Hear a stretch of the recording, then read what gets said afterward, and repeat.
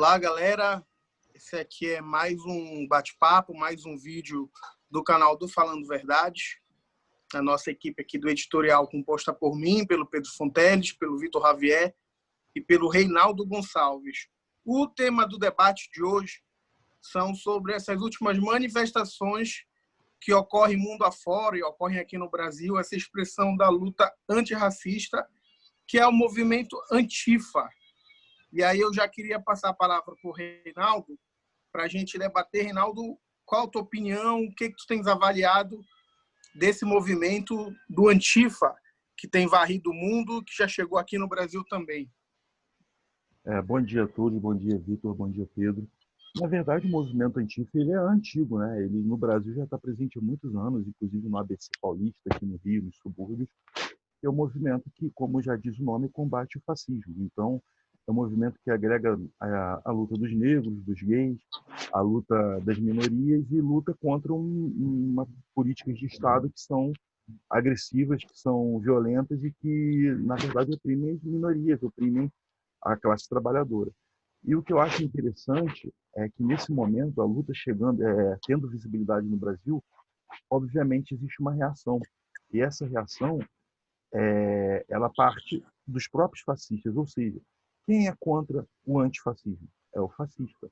Ou aquele cidadão que não entende o que é o fascismo, porque o fascismo, ele, nos últimos tempos no Brasil, ele foi vulgarizado a ideia de fascismo. Então, as pessoas não defendem algo que elas mesmas não conhecem. Se você vê ontem um vídeo que teve em São Paulo, enquanto a torcida do Corinthians vinha para cima dos fascistas na rua, uma mulher gravava e gritava: os antifascistas, os antifascistas. Será que aquela mulher, ela sabia que é fascista ou que ela está dentro de um movimento fascista? Será que ela sabe o que é o fascismo em si? Então, eu acho interessante esse novo momento do movimento Antifa, porque é um momento que tem de construir as bases de luta.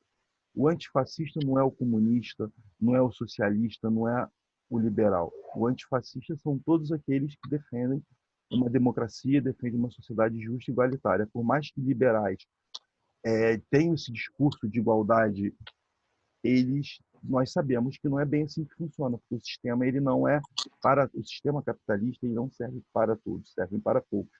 E o fascismo é uma vertente mais radical do movimento do capitalismo, hoje do neoliberalismo. Então, eu considero que hoje os movimentos progressistas devem sim manter a luta fascista ativa e principalmente explicar para a sociedade o que é o antifascismo, como se organiza essa luta. E é uma luta que a gente não, que é uma luta que hoje nasce no Brasil sem bandeira, é uma luta apartidária, não sei se no bom sentido, porque o apartidarismo não sei até que ponto ele é bom, não é bom, mas o que acontece? Eu acho que nós, da mídia progressiva, nós que estamos no movimento de esquerda, devemos sim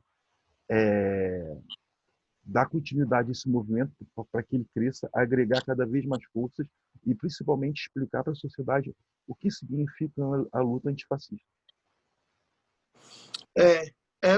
Um elemento importante, isso que tu disseste, é que não é um movimento que nega as organizações políticas e partidárias, mas é um movimento que consegue congregar um conjunto de pensamentos que estão acima, inclusive, das diferenças político-partidárias, né? Perfeito. Vitor, dá para a gente a tua opinião aí? Bom dia, meus amigos. Bom dia, Rei. Bom dia, Pedro. Bem, eu tenho acompanhado pelos noticiários, pelas mídias sociais, o que está acontecendo nos Estados Unidos e aqui. Um paralelo que eu poderia traçar entre os dois movimentos que é uma questão, de certa maneira, de organização horizontal, né? A gente não tem diretamente partidos e as tradicionais organizações de esquerda nos movimentos aqui no Brasil, né?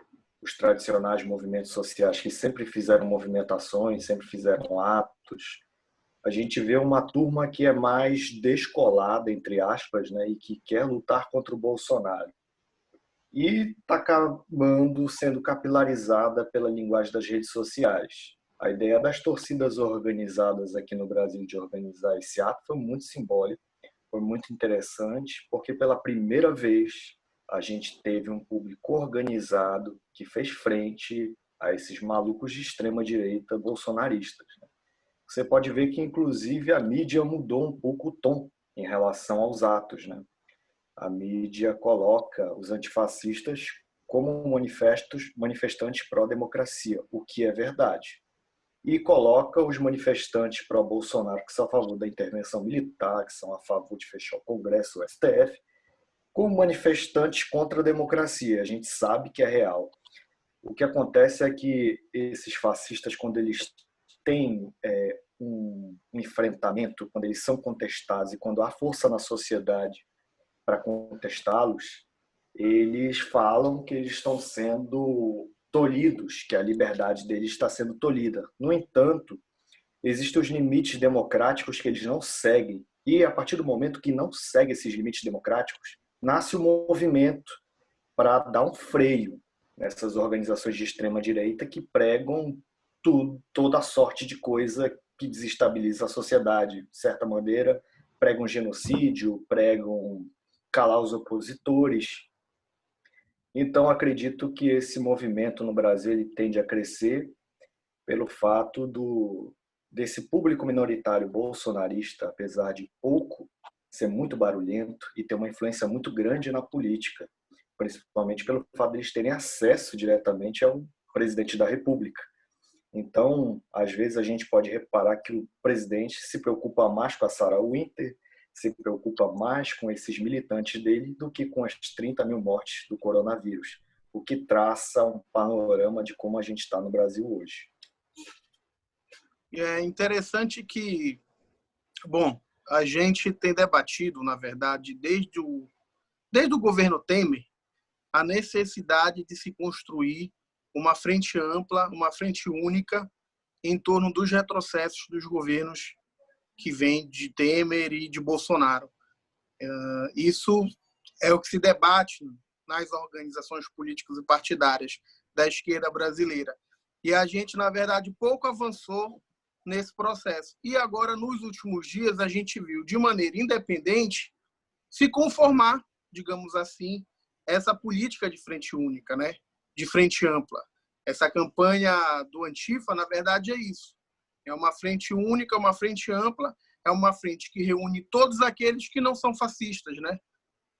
Ontem, nos jornais, foram amplamente divulgados, eu também divulguei, a torcida palmeirense, junto com a torcida corintiana, junto com a torcida santista, não sei quem mais estava, mas todos juntos, a torcida são paulina, todos juntos contra o governo, contra essa onda fascista do governo Bolsonaro, que se espelha muito também ao governo Trump.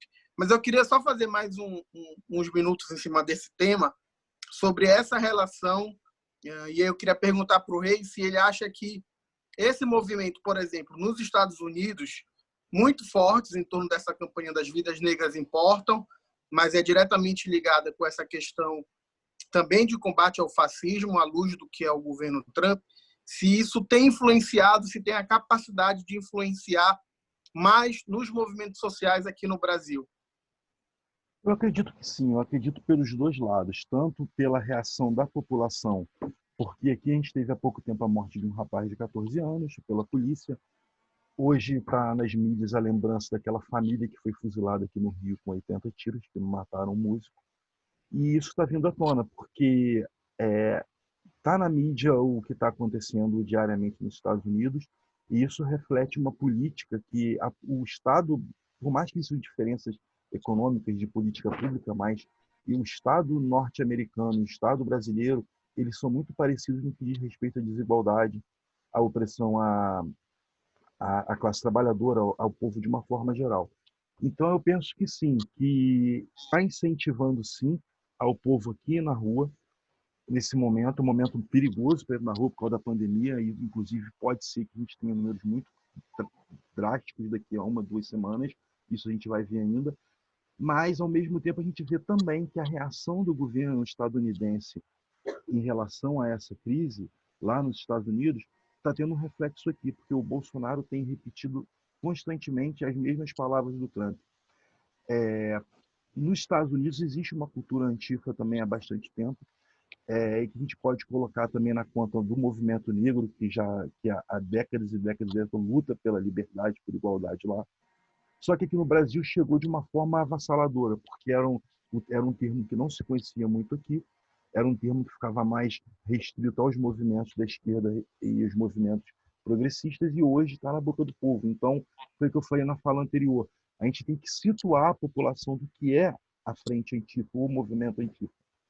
E eu acredito que sim, que com o passar do tempo não vai ter como não se organizar aqui. O Bolsonaro já está propondo colocar os antifas como terroristas, o que é um absurdo, que é uma coisa completamente descabida, como o Trump está propondo lá também. E eu estava até brincando com os amigos, inclusive com o Vitor, de que essa era a hora para o STF, para a Câmara, perceber o caos que está lá nos Estados Unidos e que as atenções deles, do Bannon e da turma deles, estão voltadas para lá. Ao meu ver, a prova disso é que aqui o que o Bolsonaro tem feito é repetir as demandas que tem lá da extrema-direita para poder conseguir reagir aqui. Só que esse seria um momento ideal para que as forças constitucionais pudessem se unir e já dar um golpe final no Bolsonaro, né? Quando eu falo um golpe, não é um golpe de Estado, porque essa não é a ideia. É um golpe contra os desmandos de um governo completamente opressor, um governo que não age em toda a sociedade, um governo omisso e que os reflexos dessa omissão estão aparecendo todo dia, nas mortes, na violência urbana, na violência da polícia, inclusive já falando que o Vitor já estava falando, só complementando, uma coisa que é muito interessante, os movimentos sociais sempre sofreram muito com a violência policial. Em 2013, você teve manifestações grandes na rua, eram manifestações que tinham um caráter apartidário, tinham um caráter de não ter uma organização de classe e que deu no que deu. Só que naquele momento, a polícia ela não precisou agir porque o mainstream, porque a elite tinha comprado, tinha cooptado a luta, que começou com o movimento do passe livre e a elite cooptou. Só que dessa vez, o que eu estou achando bem interessante é o seguinte, ontem, vou dar o exemplo do Rio de Janeiro, a torcida do Flamengo antifascista foi uma parte pequena, mas de luta, foi para Copacabana combater o movimento fascista que estava na rua. E a polícia baixou a porrada no pessoal do Flamengo, nos antifascistas, enquanto protegiam os fascistas, os apoiadores do Bolsonaro. Na Paulista isso ficou mais à flor da pele ainda, porque o combate foi sério, teve bomba de gás, pancadaria, e a polícia se colocando do lado dos fascistas. Ou seja, a mídia ontem, eu nunca tinha visto isso, o mainstream ontem ela colocou nas suas manchetes que a polícia militar estava atacando, estava protegendo os fascistas contra os movimentos democráticos.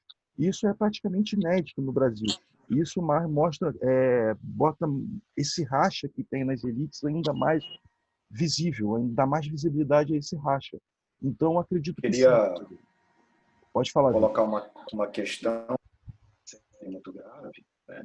Que foi a presença da bandeira da Pravi Sector, né? Que é o grupo de extrema-direita ucraniano que derrubou o governo eleito da Ucrânia no ano de 2014, se eu não me falha a memória. E é um grupo que tem como inspiração as falanges de resistência à União Soviética e pró-Hitler, né? É um grupo paramilitar armado de extrema direita que tem sim influências neonazistas, que tem como influência os grupos que combateram a União Soviética e lutaram ao lado de Hitler na Ucrânia. E essa bandeira desse Prav Sector estava presente ontem na manifestação pró-Bolsonaro, o que pode indicar ou não, eu não estou fazendo aqui uma ilação, mas deve haver alguma proximidade desse grupo com a extrema-direita do Brasil, inclusive com eles falando o tempo todo que querem ucranizar o Brasil. Qual foi a estratégia da extrema-direita na Ucrânia para derrubar o governo que era próximo a Moscou? Foram manifestações, distúrbios, que foram formadas milícias, né, que foram formados grupos armados e paramilitares para além da mídia dar o tom anticorrupção contra o governo eleito de lá, as manifestações de rua saírem do controle e derrubarem o governo. Então, eu chamo a atenção para a presença desse grupo, ou a presença dessa bandeira, na qual, inclusive, chamou a atenção dos diplomatas russos, que se manifestaram na Folha de São Paulo, falando que o grupo é banido na Rússia, é um grupo neonazista, é um grupo perigoso, paramilitar, e eles querem entender qual é a associação desses grupos bolsonaristas que estão indo para a rua com o Pravi Sector, que é um grupo neonazista e banido na Rússia. Então, esse tema da criminalização não é novidade, né? Ao longo da história sempre houve essa linha do regime de criminalizar os movimentos sociais, etc. Agora não vai ser diferente. Como é que vocês avaliam essa questão? Como é que a gente pode avaliar, debater um pouco em cima disso? Essa questão da criminalização desses movimentos em específico. Por quê? Houve um processo de criminalização nos Estados Unidos e me parece que a coisa lá meio que saiu do lugar. Eu vi o Jorge Pontual, que é um jornalista da Globo News, esses dias comentando que ele dizia, quer dizer, na interpretação dele, que havia um vácuo de poder hoje nos Estados Unidos, porque a mobilização, a rebeldia era tamanha, era crescente, era gigante, não se obedeciam mais às ordens dos presidentes e dos governadores. Vocês acham como é que é possível que o Bolsonaro entre nessa linha de criminalizar esses movimentos do Antifa e aqui meio que saia do controle? Acredito que sim. Inclusive, a tática que o Bolsonaro estava usando aqui em relação à pandemia, de jogar conta para os governadores, o Trump está usando lá. Pelo Trump, pelo governo extremo-direita estadunidense, que eles querem promover um estado de exceção, eles querem uma lei marcial, só que o Trump não tem poder para isso. Então, quem tem poder de, por exemplo, pedir a Guarda Nacional são os governadores de cada estado. E eles sabem que isso é muito perigoso, que isso pode trazer um caos que vai ser difícil de retomar uma certa normalidade. Então, aqui o Bolsonaro ainda tem condição, se quiser, de mandar a Guarda Nacional para os estados, Força Nacional de Segurança para os estados, mas também por mais que, se eu não me engano, ele tem autonomia para enviar, ele precisa, obviamente, os governadores teriam que aceitar também, para que não fique um desmando, apenas um desmando. Então, eu acredito que sim, que tanto lá quanto aqui, a opressão vai começar a ser grande, através das mídias sociais, principalmente porque o gabinete do ódio já trabalha ferrenhamente para que o movimento Antifa seja marginalizado, e lá nos Estados Unidos a mesma coisa. O que eu acho interessante é o seguinte: aqui no Brasil ainda, você está vendo a extrema-direita ir para as ruas para apoiar essa pequena parte da extrema-direita, para apoiar o Bolsonaro. Nos Estados Unidos, não. A alt-right, eles estão dentro de casa. Não por causa da pandemia, mas por causa que eles sabem que se forem para o confronto direto, junto com o movimento de rua, do movimento progressista que estão acontecendo lá, a coisa fica muito feia para eles, porque lá também eles são minoria. Eles são minoria em população, mas têm a força do capital e dos interesses que estão por detrás disso. E, ao meu ver, cada vez mais fica claro esse racha dentro do campo do capital, entre liberais e conservadores, porque nos Estados Unidos você tem um movimento sindical forte, você tem o Partido Comunista lá é grande, apesar de não ter prêmios, não ter poderes para poder se eleger, por exemplo, mas ele é um movimento forte. Os socialistas lá são fortes, só que a extrema-direita não está indo para o combate diretamente como está tendo aqui no Brasil. Por mais que eles sejam minoria, a tendência lá é como tem infiltrados fazendo saques, botando fogo em carro de polícia, atacando policial. Aqui já começou esse padrão também. E a tendência é que isso vá se encrudescendo e que daqui a pouco, não diria uma guerra civil, porque no Brasil não tem muita essa cultura e também o povo não está armado ainda, como o Bolsonaro gostaria. Pode ser que as milícias dele já tenham arma, mas o povo nosso ainda não. Então, eu acredito que o reflexo do que está acontecendo nos Estados Unidos vai começar a acontecer aqui também.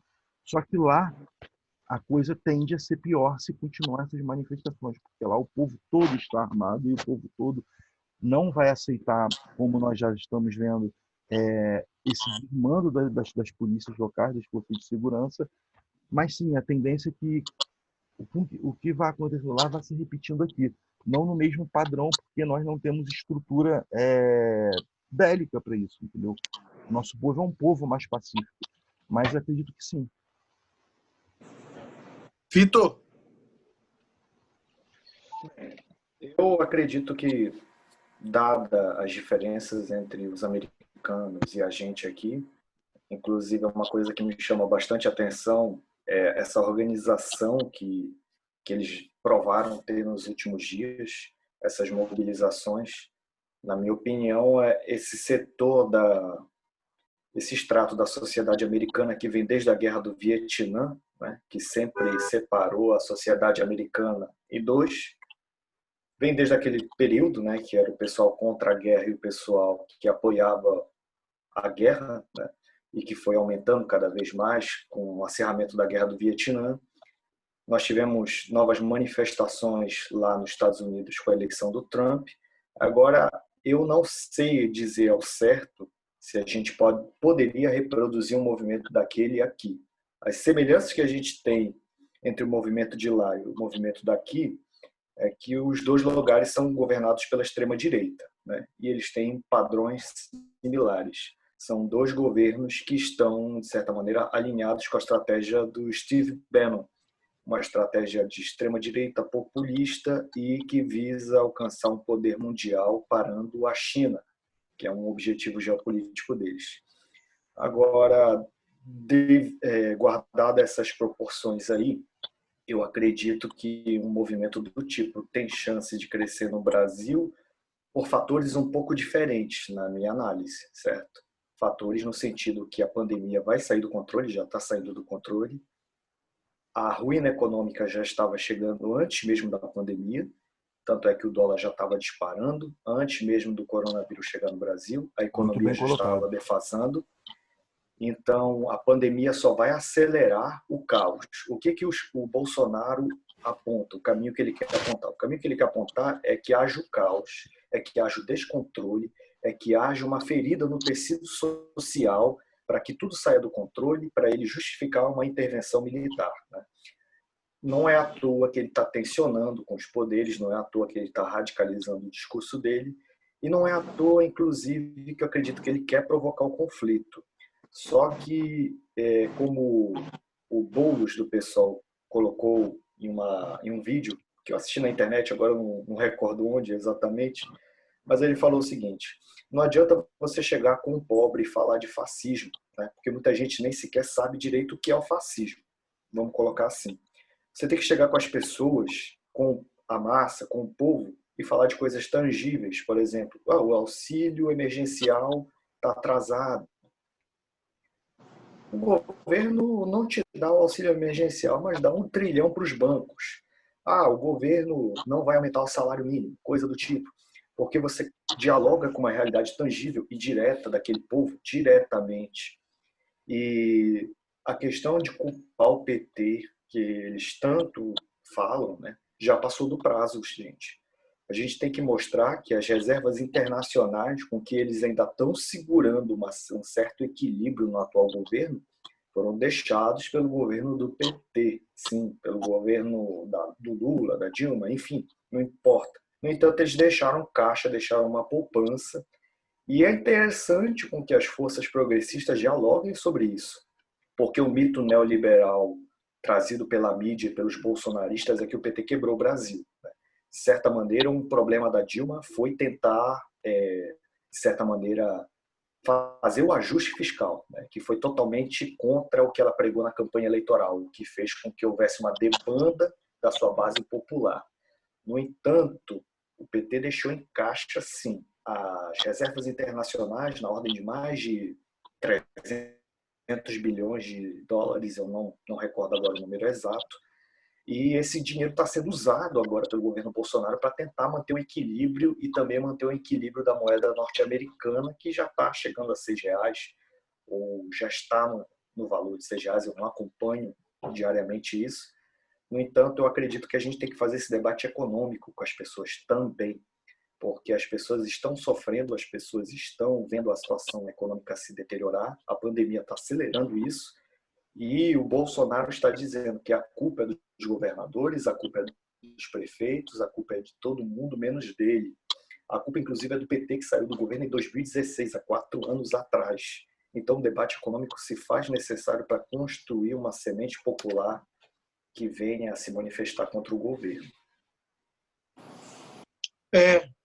Tem um elemento, só um pitaco aqui, tem um elemento interessante do que tu falaste, que é muito importante dizer, é o seguinte, né? As massas, elas não se mobilizam.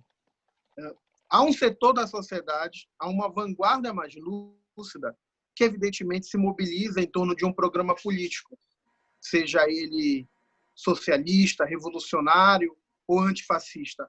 Mas, do ponto de vista das massas, as massas se mobilizam, a classe operária, os trabalhadores, eles se mobilizam pelas suas necessidades imediatas, né? Pelas suas necessidades mais básicas. É a luta pela sobrevivência que move as pessoas. Então, isso é muito importante, eu acho, para que a gente consiga dialogar, né, com amplos setores, para que a esquerda brasileira volte a reconstruir um caminho de amplo diálogo com esses setores políticos que são fundamentais para as transformações. E o Vitor fez um link que eu acho importante a gente tocar aqui no nosso debate sobre essa questão da crise do regime, né? Aqui no país o regime está questionado, o governo Bolsonaro não consegue, de fato, governar o país, a Câmara reage, o Senado reage, o STF reage, e eu queria perguntar para o Rei quem é a Sarah Winter, ou Sarah Winter. Não sei, nem conhecia essa moça, mas Rei, quem é? Então, a Sarah Winter, ela começa a ter algum tipo de visibilidade no Brasil a partir do momento que ela era do FEM, aquele grupo feminista radical, e ela tem muita ligação com a Ucrânia. E, se não me engano, ela fez cursos lá, porque, se não me engano, o FEM ele é russo-ucraniano. E era uma radical, fazia protestos aqui no Brasil, representava esse grupo, e, de repente, ela começa a tender para a extrema-direita. Não sei, eu não tenho informação sobre se o grupo é um grupo, se eu não me engano, não é um grupo de esquerda, não é um grupo progressista, é um grupo mais liberal, conservador, dentro do que se é possível chamar de conservador dentro da luta feminista, né? Mas ela começa a se unir aqui às forças bolsonaristas, à campanha do Bolsonaro, inclusive ela foi uma das assessoras da Damares na Secretaria de Direitos Humanos, e ela começa a ter essa visibilidade. Inclusive, as bandeiras do partido do sector ucraniano partiram dela. Essa ideia de ucranizar o Brasil partiu dela, pelos contatos que ela tem com a Ucrânia. Uma coisa que eu acho interessante, que o Vitor estava falando, eu tinha esquecido de comentar na hora, a primavera ucraniana colocou no poder o Poroshenko, que é um bosta de um presidente. A economia não avançou, a crise interna ficou cada vez mais forte na ucraniana, tanto que ele perdeu, ele não foi reeleito em 2019, ano passado, se eu não me engano, não tenho certeza. E a Sarah traz essa cultura da extrema-direita ucraniana, porque eles são, hoje, os neonazistas mais organizados estão na Ucrânia. Isso aí me parece um fato. Inclusive, o presidente de hoje, que é um artista, é um cara da comédia, ele foi cooptado por essa extrema-direita, até onde eu sei, até onde sabemos. E a Sarah Winter, ela começa a fazer um movimento forte aqui, organiza esses 300, que é um movimento fascista, violento, que está pregando a violência, fez aquela manifestação bizarra com acenos a Ku Klux Klan à frente do STF. E a Que de 300 não tinha nada, né? Só um adendo. É um movimento que prega eles se armarem de fato, né? É um movimento que visa virar milícia paramilitar, os 300. Exatamente. É a ideia de formação de uma milícia. E o que eu acho interessante é o seguinte: a Sarah Winter, para mim, é um bom termômetro de como estão os caminhos da democracia no Brasil. porque uma pessoa que não tem nenhum cargo legislativo, não tem nenhum cargo na política, que fez as ameaças que fez e simplesmente ela está solta. A notícia que saiu hoje é que já estaria assinado o pedido de prisão dela, mas e essa demora?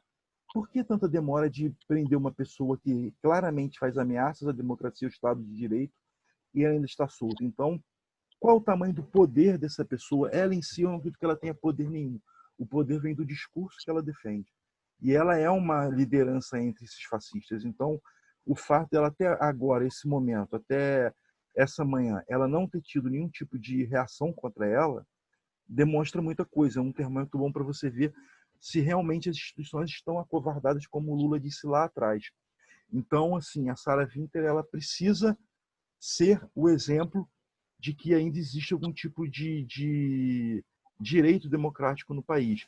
Por isso que eu acho importante nessa pauta estar colocado a questão da Sarah Winter, porque como aquele Renan Senna que agrediu as enfermeiras, como as pessoas que têm feito esse movimento de rua para agredir o pessoal progressista, eles estão até o momento impune. E ontem a polícia militar ter feito o que fez em nome do governo Bolsonaro, eu acredito que isso também seja algo que não é só em São Paulo, no Rio, no Brasil inteiro. O governo Bolsonaro hoje tem o poder sobre as forças de segurança de uma forma geral, mostra bem que como está complicada a situação no Brasil. Só para complementar, hoje o Mourão lançou uma nota falando que ele é contra golpe, que não vai ter golpe, mas que tem que deixar o Bolsonaro governar. Ora, como é que o governo Bolsonaro governa da forma que está governando e nós temos que deixar, nós não podemos reagir a esse tipo de política de desmando? Então, assim, é um bom termômetro de ver como está, se as instituições estão mesmo acovardadas.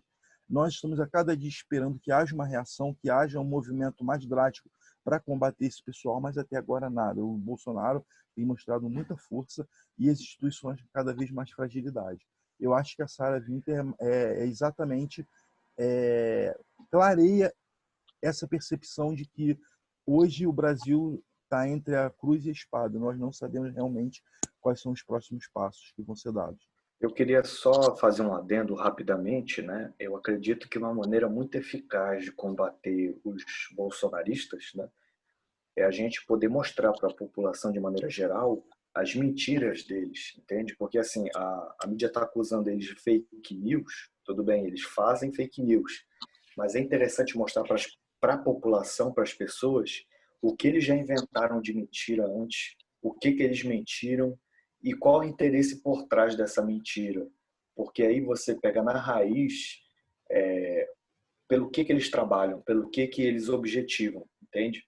Então, acredito que tem que fazer uma peneiração dos fact-checkings, né, dos checadores de notícia, e a gente mostrar como eles trabalham realmente com a mentira, que eles trabalham com coisas que não são verdade, que não são fato.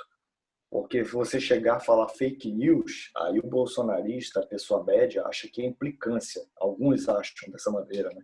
Só que se você mostrar de fato que eles mentiram e qual era o interesse por trás dessa mentira deles, se torna melhor. É isso que eu queria colocar.